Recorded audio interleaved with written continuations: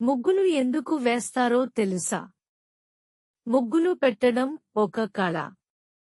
ఇంటి ముందు చిన్నదో పెద్దదో ముగ్గు ఉండడం శుభాన్ని సూచిస్తుందని మన నమ్మకం. ధనుర్మాసం నెల పట్టగానే ముగ్గుల హడావిడి మొదలైపోతుంది. న్యూస్ పేపర్లు, వీక్లీలో కూడా కొత్త కొత్త ముగ్గుల్ని ఈ సమయంలో పరిచయం చేస్తూ ఉంటారు.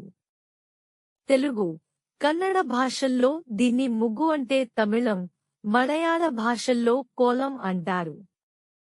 రంగులు వేసిన ముగ్గుని హిందీలో రంగోలీ అంటారు.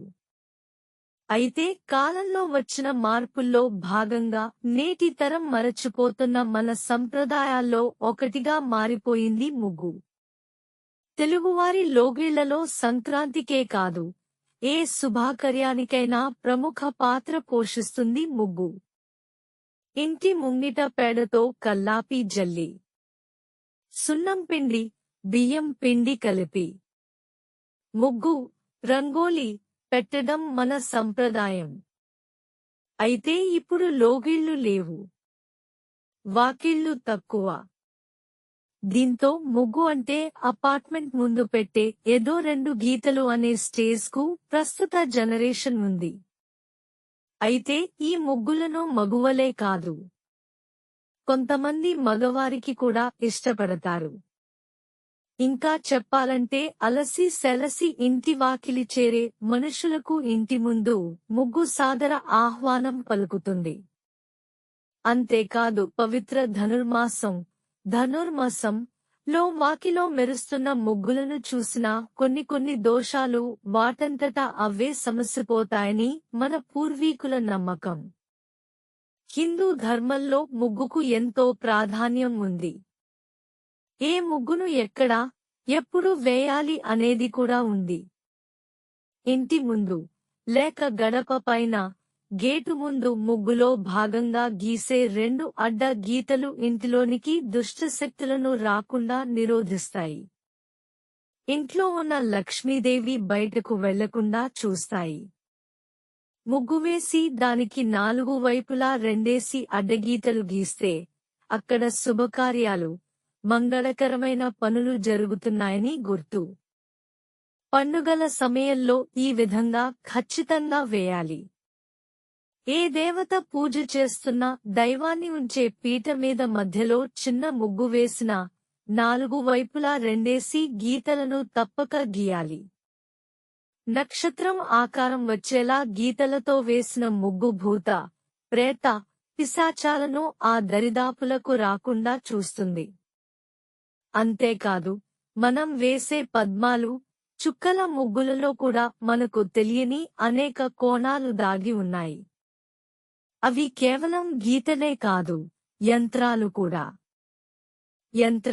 తంత్ర శాస్త్ర రహస్యాలతో కూడి ఉండడం వలన మనకు హాని కలిగించే చెడ్డ శక్తులను దరిచేరనీయవు. అందుకే ఏ ముగ్గునైనా తొక్కకూడదు. తులసి మొక్క దగ్గర అష్టదళ పద్మం వేసి దీపారాధన చేయాలి. ముగ్గు అంటే అదో పాజిటివ్ సైన్. దైవ శక్తులను ఇంట్లోకి ఆకర్షిస్తుంది. ముగ్గులు ఒకప్పుడు సూచకాలుగా పనిచేసేవి. పూర్వం రోజూ సాధువులు, సన్యాసులు, బ్రహ్మచారులు ఇల్లిల్లు తిరిగి భిక్ష అడిగేవారు. ఏ ఇంటి ముందైనా ముగ్గు లేదంటే ఆ ఇంటికి వెళ్లేవారు కాదు. వారే కాదు, భిక్షగాళ్లు కూడా ముగ్గు లేని ఇళ్లకు వెళ్లి భిక్షం అడిగేవారు కాదు. ముగ్గు లేదంటే అక్కడ అశుభం జరిగిందని గుర్తు.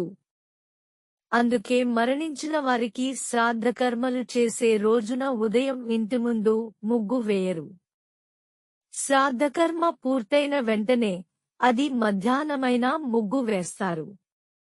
ముగ్గులు వెనుక సామాజిక, మానసిక, ఆరోగ్య, ఆధ్యాత్మికమైన అనేక రహస్య కోణాలు దాగి ఉన్నాయి. మన ఆచరించే ఏ ఆచారమూ మూఢనమ్మకం కాదు. మన ఆచార సంప్రదాయాలన్నీ అనేకానేక అర్థాలు, పరమార్థాలతో కూడినవి.